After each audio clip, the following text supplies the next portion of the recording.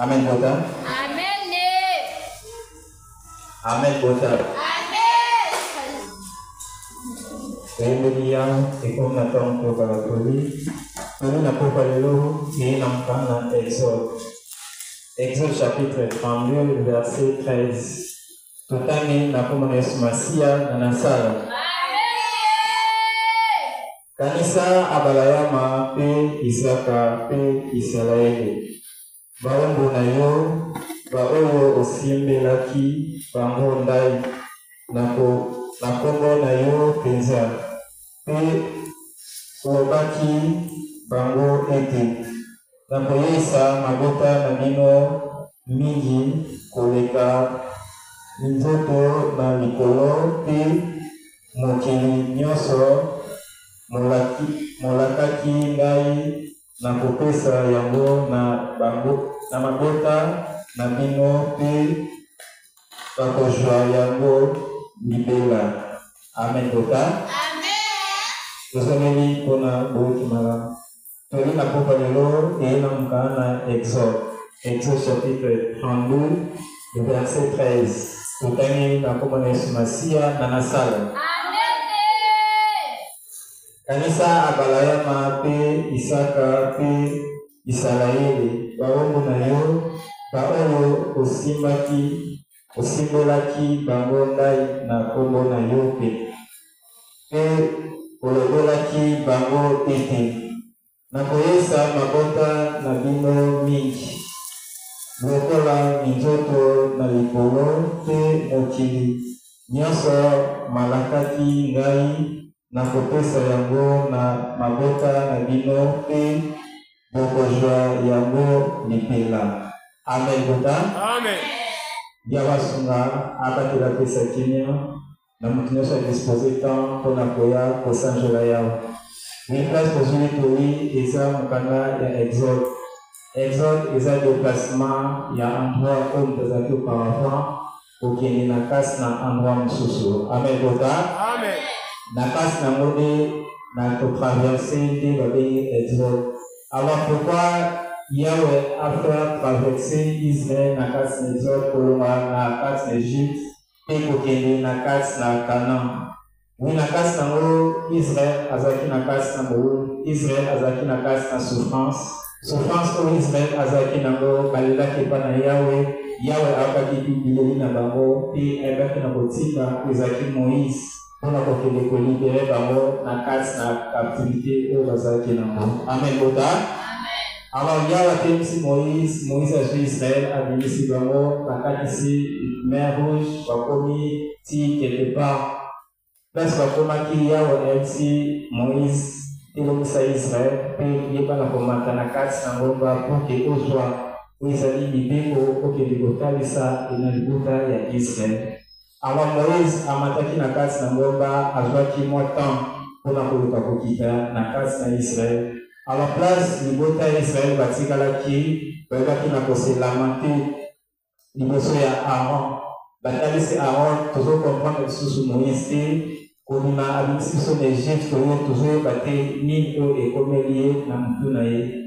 Si jusqu'à présent, Moïse banda amataki na kasi na ngomba azokita te, toyebi te nini oyo ekomelie. Alors toleli na kasi na yo ete sala nzambe ya bikeko liboso na biso mpo ke atambolisa biso na nzela na biso. Amen bota. Amen. Alors Aaron ayokaki kolela Israel, ayebisaki bango opesa bashemes, opesa nyonso oyo eza na kasi na possession na bino, toyebana kosala vodo totia liboso na biso mpo ke tobanda koadorer yango. Israel basepelaki, bazwaki nyonso ezalaki na kasi na possession na bango, bapesi na kasi na maboko ya Aaron. Aaron azwaki yango asali vodo atie liboso ya Israel. Kotia atie vodo liboso ya Israel, ayebisi Israel bokama ete kotala nzambe oyo abimisi bino na kasi na Egypte. alobi na kati nango lobi nango na ntongo tokobana kosala fete. Na fete oyo tokosala nde mpo ke toselebre honneur ya nzambe oyo abimisi biso na kati na Egypte. Amen bota. Amen. Alors basalaki mpe Aaron azwaki adresse hotel liboso ya vodo wana mpo ke Israel babana koadorango. Alors Yahweh place azalaki na Moïse, alobi Moïse tala libota oyo bimisi na kasi na Egypte. Kita epa na bango kende kotalisa bango, tala nzambe oyo bango basali, tala eloko bango basali, bafukameli yango babandi koadorango, basali fete na kasi na bango. Kende kotalisa bango ete kanda na ngai eza kosafulame liboso na bango. Amen bota. Amen. Alors quand Moïse ayokaki parole wana oyo ebimi na kasi na monoko na Yawe, Moïse alelaki mpa na tata alobi pourquoi tokebana kosanflame liboso ya peuple oyo osili kobimisa na kasi na Egypte. Soki kanda na yo atendre kasi na bango, baegyptien bakoloba tala malheur oyo nzambe na bango asili kobimisa bango na kasi na Egypte. Amen bota. Amen. Alors place oyo tozali toli ni place Moïse. Yahweh, to Moïse, aza ko se pleurer et pas na Yahweh, à se souvenir et pas na Nan, alors à se souvenir et pas Abraham, à se souvenir et pas Isaac, et à se souvenir et pas Jacob. Amen boda. Amen. Alors se souvenir na alliance au salaki et pas na Abraham. Na kasi na alliance wana olakaki ete okozalisa mabota na ye lokola minzoto na kasi na likolo. Alliance oyo osalaki na Abraham olobaki ete alliance wana ikoka na kokata na te ekozala aperpétuité te. Amen bota. Amen. Alors na kasi nango na trois personnages batangi na kasi na bakomi pourquoi Moïse ayebisa nzambe ase souvenir na Abraham, mais na temps Moïse Abraham azalaki te, Abraham asi akufaki. Mais pourquoi Moïse a rappelé nzambe ase souvenir na Abraham? Pourquoi Moïse a rappelé Nzambe à se souvenir na Isaac et pourquoi Moïse a rappelé Nzambe à se souvenir na Jacob? Amen bota. Amen. Alors ce que tu na trois personnages wana ils ont trois caractéristiques ya mosambeli ou esengi na ba œuvre to na comportement ou ezaki et pas Abraham esengi ivata na kati na mosambeli. Amen bota. Amen. Alors comportement ya liboso eza comportement ya Abraham ni oye asalaki pour que Yahweh abe na kosala alliance na ye. Avant na kasi na Abraham asalaki homme intègre liboso na Yahweh. Na kasi na Abraham pour que Yahweh a changé kombo na ye elonga Abraham ebe na kozala Abraham parce que Yahweh atalaki na kasi na Abraham azalaki intègre liboso na ye. Yahweh atalaki na kasi na Abraham azalaki na obéissance envers ye. Amen bota. Amen. Alors tali na kasi na moto na kasi na mokili esengaki te moto avivre selon pensée charnelle, moto esengaki te avivre selon mai nyonso eza na kasi na mokili, mais esengaki moto ayeba toujours na koyoka mai oyo ezowuta na kasi na likolo. C'est pourquoi Yawe bandaki toujours kobenga Moïse mata na ngomba ozwa mibeko okende kotalisa na kasi na Israel. C'est aussi nzambe ezalaki ete tanke Israel bazalaki na kasi na Egypte bakotaki na kasi na sueri ezalaki na kasi na Egypte, balandaki enseignement oyo evandaki na kasi na Egypte ezalaki enseignement oyo ezalaki terrestre. Na kasi na enseignement wana bavandaki toujours na makambo ezali ya nzoto. Na kasi na enseignement ezalaki na kasi na Egypte bavandaki toujours kofukamela ezali bikeko kosala mai nyonso ezali ya mabe liboso na Yawe. Amen bota. Alors, ce qu'il y a, c'est qu'avant Israël, Père la boîte, pour la casse, la cana, mais c'est qu'il y a après passer dans la casse, dans l'exode. La casse, l'exode, on a déjà purification, où il y a à asala, la casse, dans Israël. Le même peu la casse, dans le sang, et c'est pour qu'il y a la alliance, qui parle pour qu'il y a la souvenir du dosso nayo, et c'est premièrement aux la interne du dosso nayawe. Amen. Amen. Avant de interne du dosso nayawe, quel que soit passe, quel que soit difficulté, quel que soit promesse au yawe à la tinakas naye, quel que soit l'os au avec ça la maison cimenté, et c'est toujours notre asa toujours interne, notre asa toujours obéissant envers Yahweh. Amen. Parce que Yahweh à la kakiba Abraham a compris ça et moi, mais la casse à moi au yawe à la kakiba Abraham. Moi, il doit qui temps, il doit qui dirige. Mais la casse maintenant où il doit qui et pas la promesse d'ailleurs et pas Abraham a salué toujours la casse la foi. Il y a un pays pour na bondima. Amen. Amen.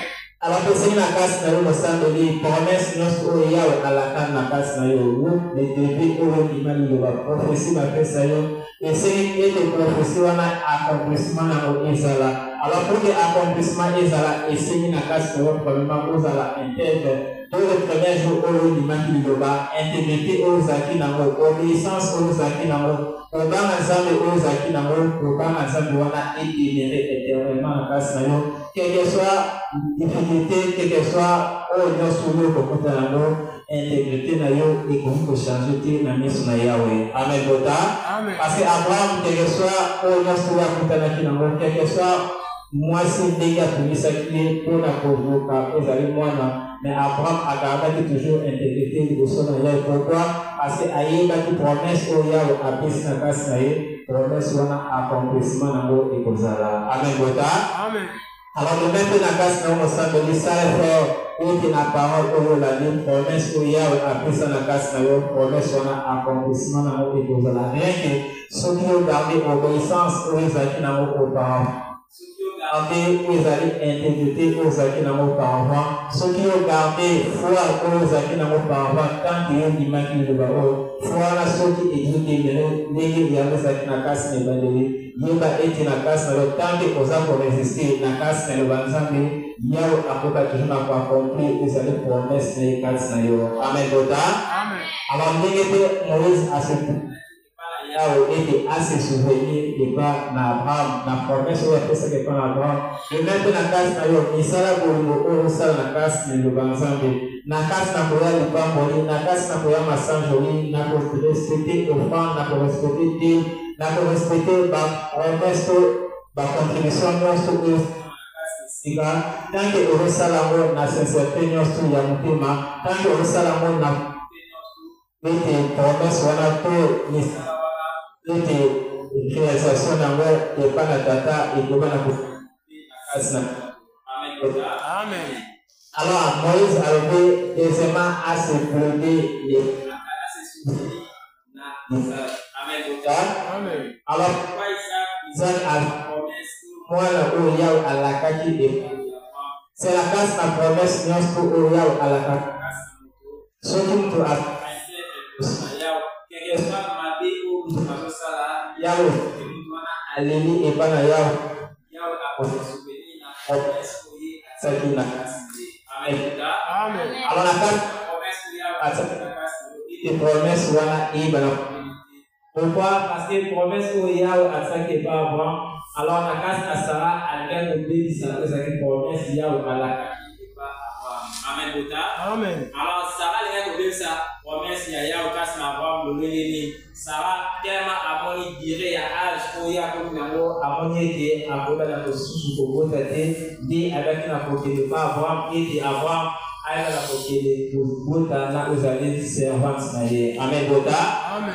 Alors la casse na Sarah le reconnu esaki eti eka na koluka kobebisa promesse oya ataki na casse na ye et compréhension que Isaac na casse na ye. Amen. Amen. Alors pour que Sarah aille na kobenga na kombo ya Sarah alaki vraiment na kombo ya Sarah et pourquoi incompréhension où il va na casse na ye a comprendre ni promesse ni oya ataki na casse na Abraham. Amen. Parce que ce qui a eu la alliance oya asali et pas Abraham ils ont alliance qui vous scattent dans 2 jours, dans 3 jours, mais ils ont alliance qui vous allez libérer la libérer. Amen.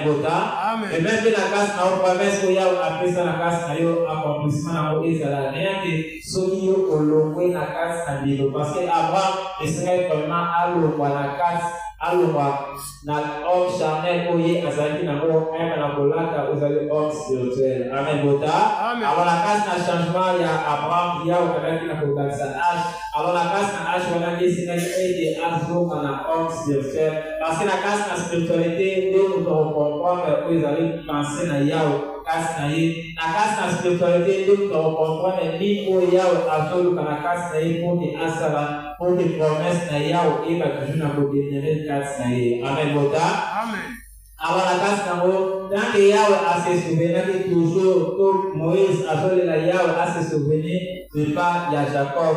Alors la casse na Jacob pour que Yahweh a changé les alliés comme on a eu elle va côté à Israël Jacob elle va qui la côté à Israël et Tumba. Amen. Amen. Alors la casse de Tumba au Jacob a montré Jacob elle va qui na ko s'affaiblir quel que soit au nosso ange elle va qui na ko péter na casse na Jacob elle va qui toujours na ko simba ezali ange pour que elle va ko péter ezali victoire. Amen. Amen. Et même na casse na yo liloba o la difficulté ko sala ni kaka te ko sala et tout ko sala mais saisir toujours liloba quel que soit passe quel que soit nous kakatano simba toujours liloba na casse à cœur ezali sincère de son ayao simba liloba na casse à courage nyonso simba liloba na casse à komile bisa na casse na elikia na casse à persévérance et de yao elle va changer les années citation na yo. Amen. Alors tout le monde a casse na mon pour que azwa les années victoire et c'est na pouvoir à la fort quel que soit au kunyo soya au kuta na mo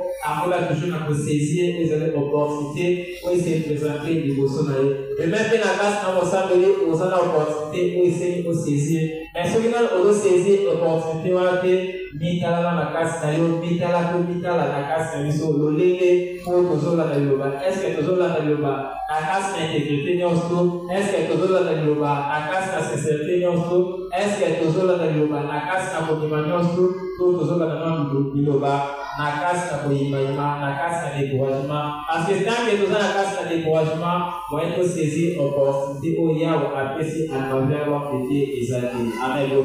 Alors tant que yoba eye pour que yo saisir opportunité o yawo atili à travers parce que opportunité wana iza na casse na mobilité rien que na casse na loba grâce pour écrire na casse na loba au comprendre ngo en dehors de rien que ceux qui se présenter na casse na loba na casse na intégrité nyonso na casse na obéissance na casse na kodima na casse na persévérance ndenge Jacob a persévéré na etumba de même na casse na mosambeli esili o persévérer na etumba nyonso oyo se présenter liboso na yo na mikakata nyonso oyo okuta nango na mosala na commerce na oyo nyonso oyo ozosala persévérer toujours na casse na kondima persévérer toujours na casse na obéissance zala toujours homme intègre liboso na yawo pour que yawo ayeba na se souvenir na casse na bonne œuvre na yo. Amen.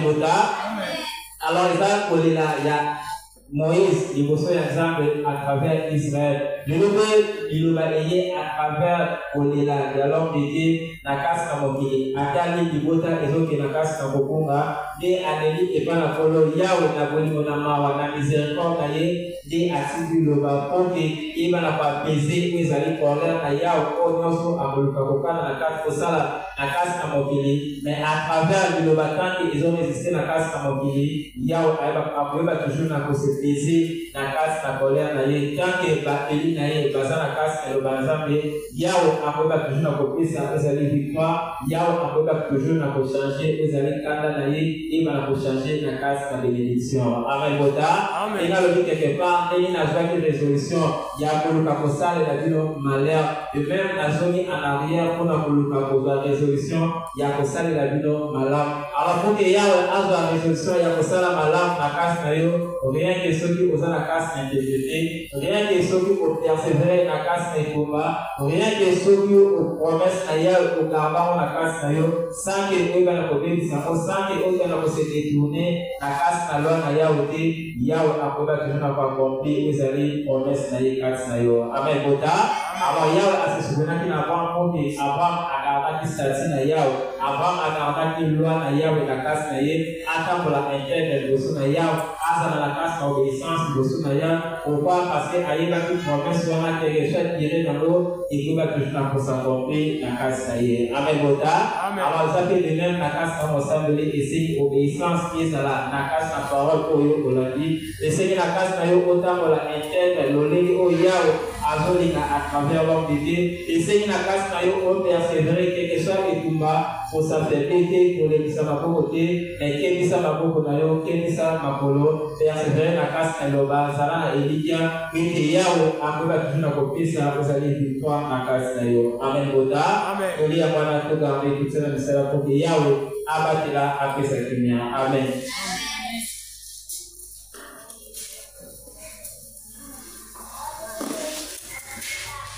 Amen. Amen. Amen. Amen.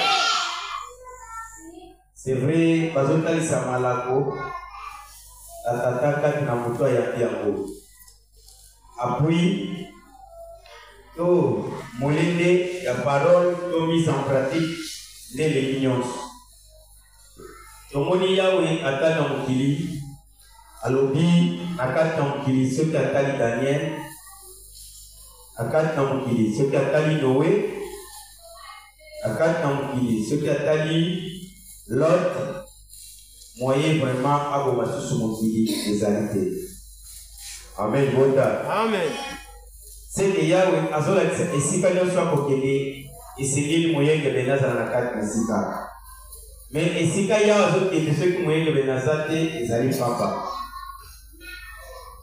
Yahweh azoluka ngana zala moyen ke Yahweh azuluka yozala moyekebe. Pourquoi Yahweh a dit le temps à trois personnages d'Ali? Bato bazalaki kala kolukelo na tata. Or soka kende kotanga bango izalaki te manifestation na Yahweh et monisaki mansamaki na kati na batwana. Soka kende kotanga bango izalaki te couleur na Yahweh izalaki kati na liwota na ye. Amen. Bota. Amen. Les noms oyo tozali na mundu aye oazali plus Abraham, oazali plus Jacob, oazali plus Isaac, ezali sa grandeur, le prophète Côte Polodo, Dominique. Agissement, makambo azolakisa biso, makambo ayebi biso, les osé na commettre na mise en pratique.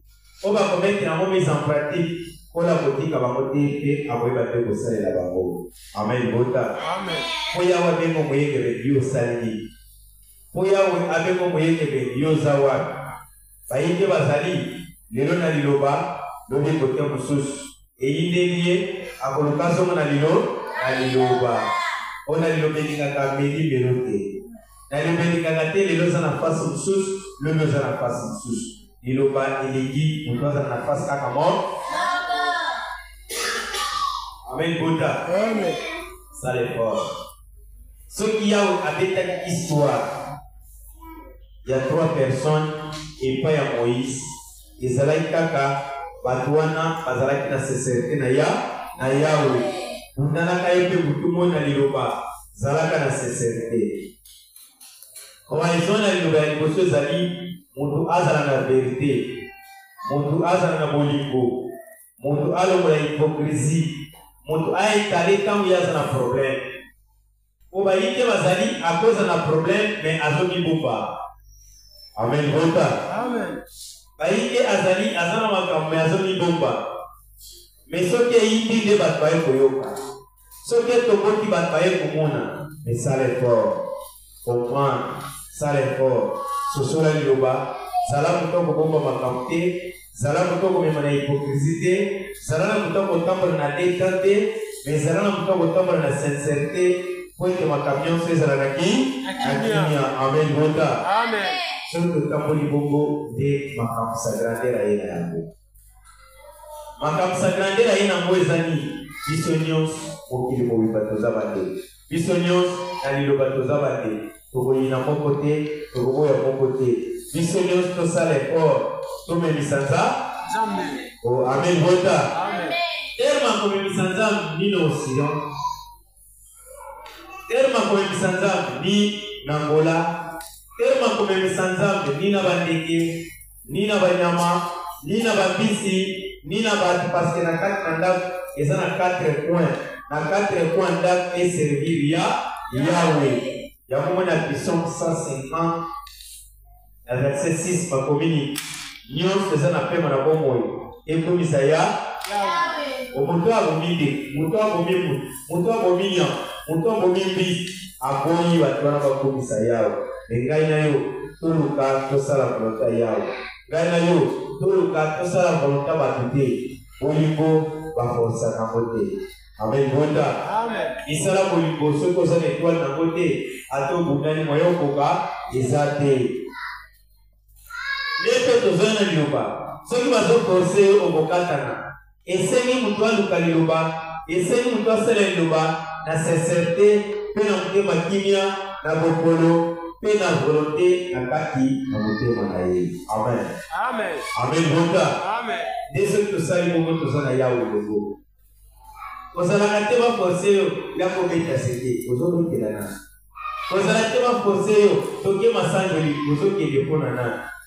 Vous allez la tête forcer, toquer les dimanches, vous allez le nana. Osala tema forcé toke salon yaka kosala salongo sala na sincérité na mkono suka na kubuka kwa yamala amen bonda soto sali bongo de kataza kati na biso soto sali bongo ya kotambola kati na biso parce que kala bazalaki moto akene église naza ba problème na bana moto akene église alobisaka bato te moto akene église azana bendemi mais ana liloba osana bendemi ya okoyoka masali na yote. Amen. Bonda. Amen. Bonda amen. Amen. Ane liloba osana barangi ote église pour la koyokote. Aba lobi purification. Aba lobi changement singeleza. Aba lobi sincérité singeleza. Moto apotana kanabati. Moto azana problème na bati. Moto apingana. Moto atonga kabati. Moto asingela kabaninga ikanisa mabe soko ke l'église. Pour la koyoka yote et pour la répondre yote. Amen. Bota. Amen. Pour la répondre yote. Vous allez la tâcher. Vous allez la rite pour te Yahweh à répondre yo. Utumoi.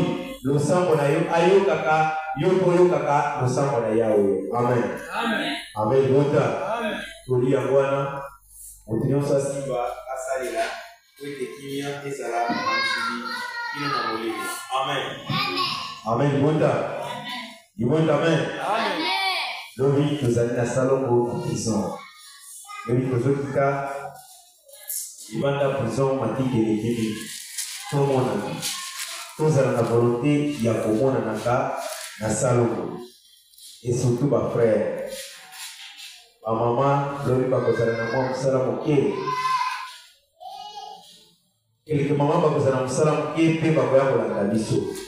Parce que esengeli tosala la batwana moi elubu pe botiki la babo bolibone ya kwa misala malamu ya bwana o sagrande azokatisa katikati na mukili